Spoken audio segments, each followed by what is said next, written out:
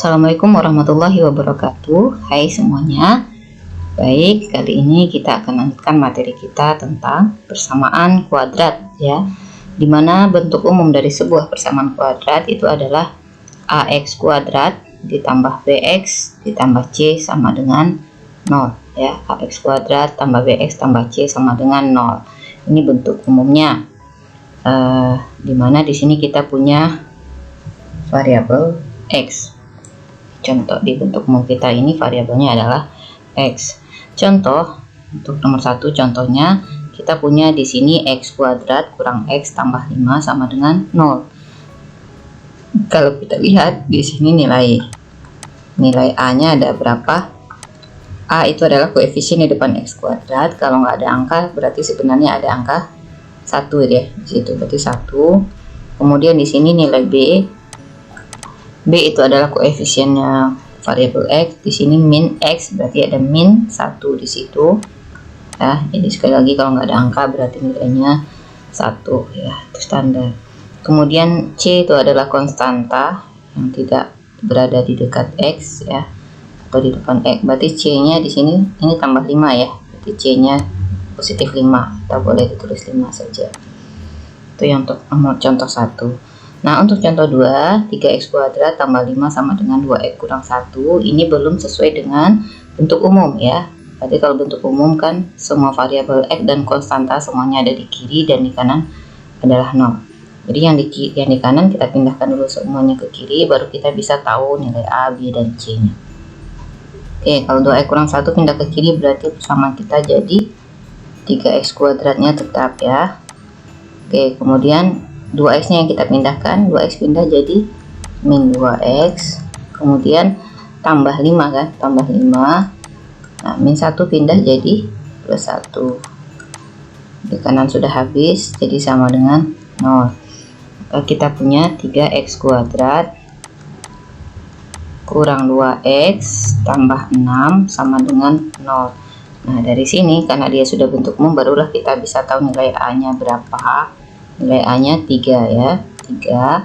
Kemudian nilai b nya adalah koefisien di depan x yaitu min 2, tandanya diikutkan ya, dan nilai c nya adalah positif 6 atau 6. Selanjutnya untuk nomor 3 kita lihat nilai a nya di situ adalah 1 ya, 1 karena tidak ada angka di situ berarti ada angka 1. Kemudian B itu adalah koefisien di depan huruf X. Di sini ada min 4. Kemudian C-nya karena nggak ada konstanta ya kan. Kalau nggak ada konstanta berarti C-nya kita buat sama dengan 0. Nggak ada angka lagi setelah min 4X. Untuk contoh keempat kita lihat nilai A itu adalah masih 1 ya. X kuadrat berarti langsung 1. Nilai B berapa? Nilai B, ingat B itu adalah koefisien di depan X. Nah, di sini nggak ada yang X saja ya. Setelah X kuadrat langsung angka, langsung min 15. Berarti X-nya dianggap 0. Maka koefisien X-nya atau nilai B-nya adalah 0.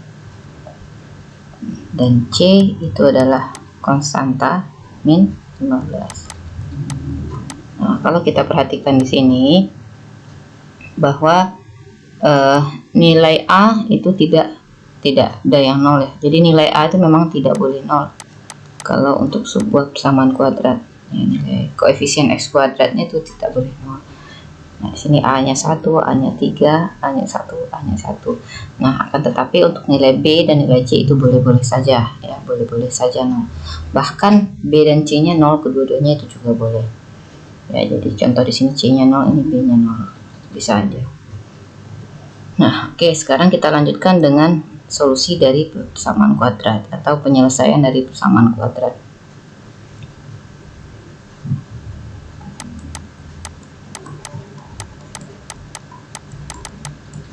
Dari sebuah persamaan kuadrat ya. Cara pertama yang bisa kita lakukan yaitu cara pemfaktoran.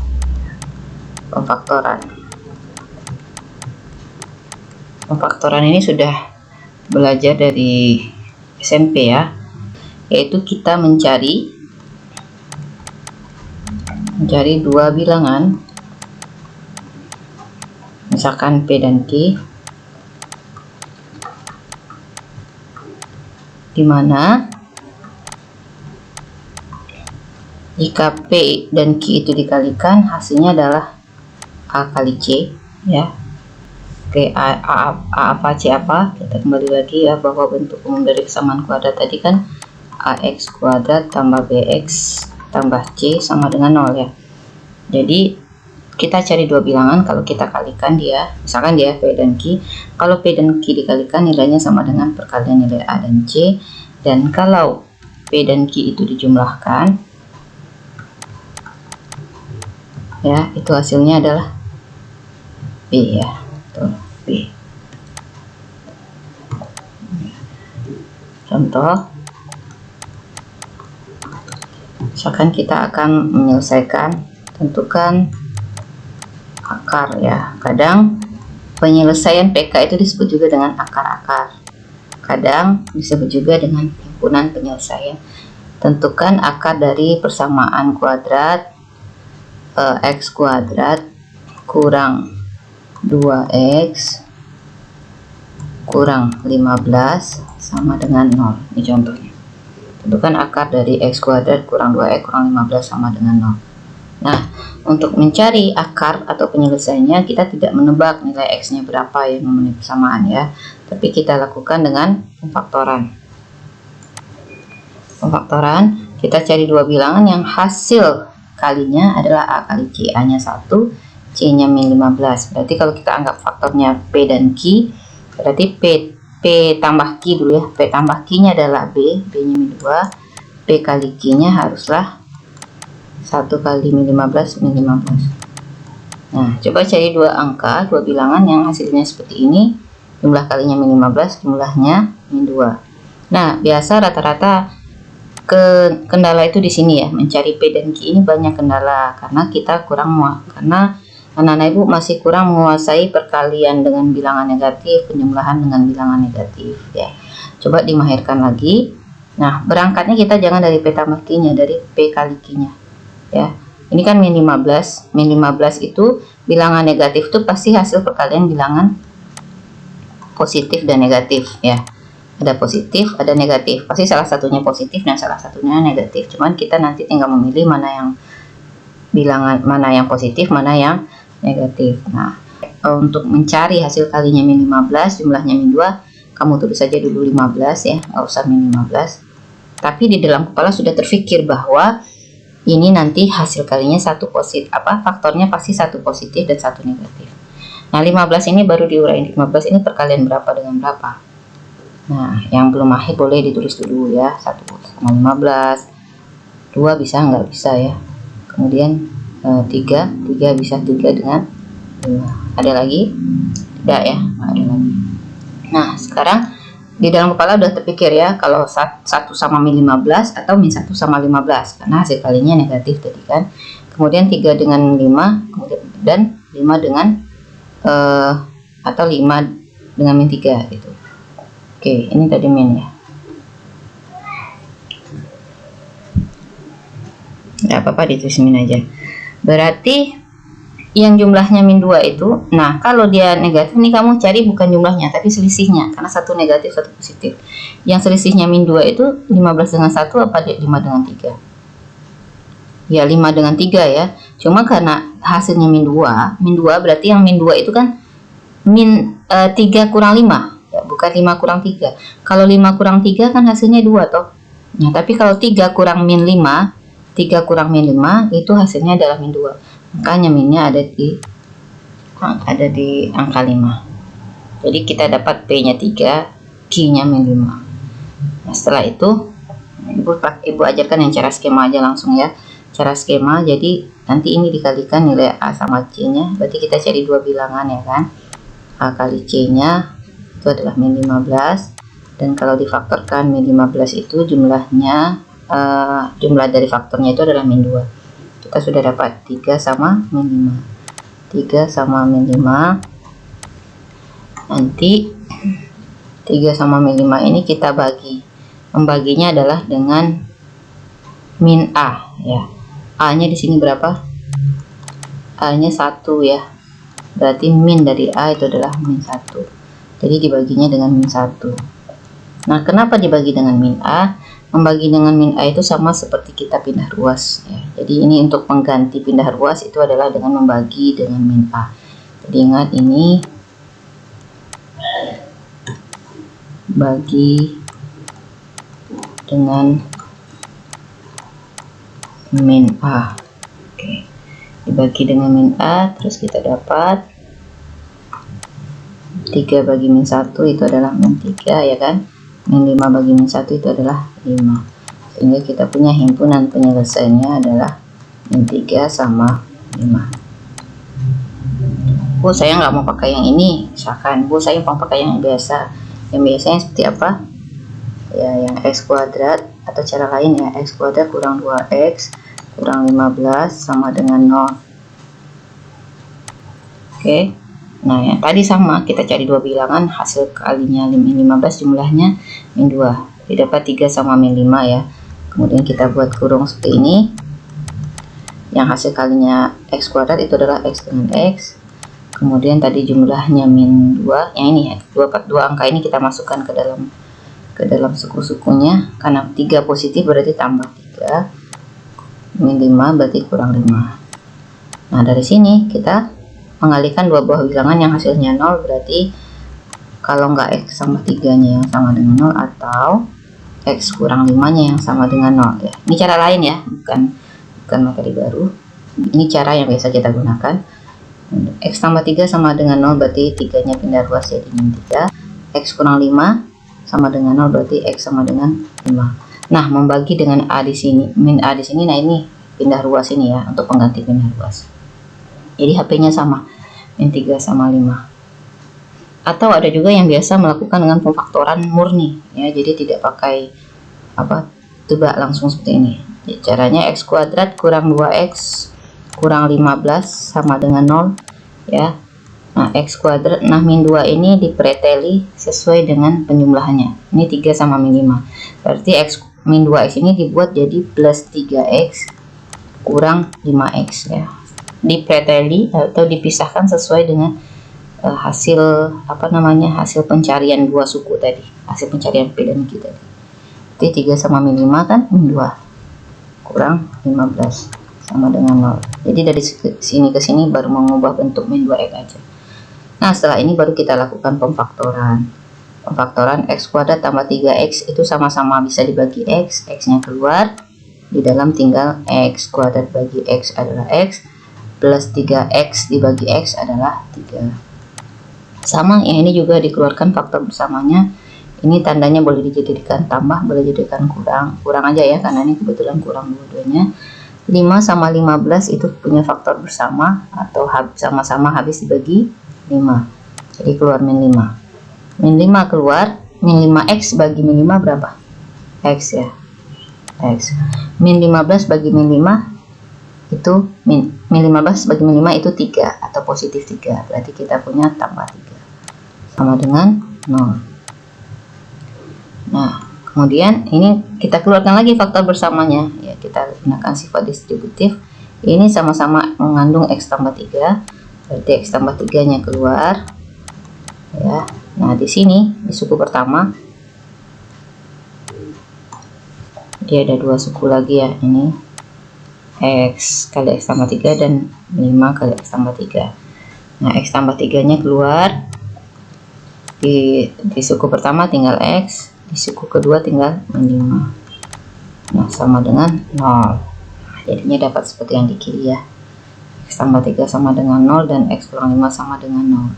Sehingga langkah selanjutnya sama, dari sini kita punya x tambah 3 sama dengan 0 atau x kurang 5-nya yang sama dengan 0 ya, karena hasil kalinya 0. Berarti x sama dengan min 3 dan x sama dengan 5. Sehingga HP-nya sama, min 3 atau 5.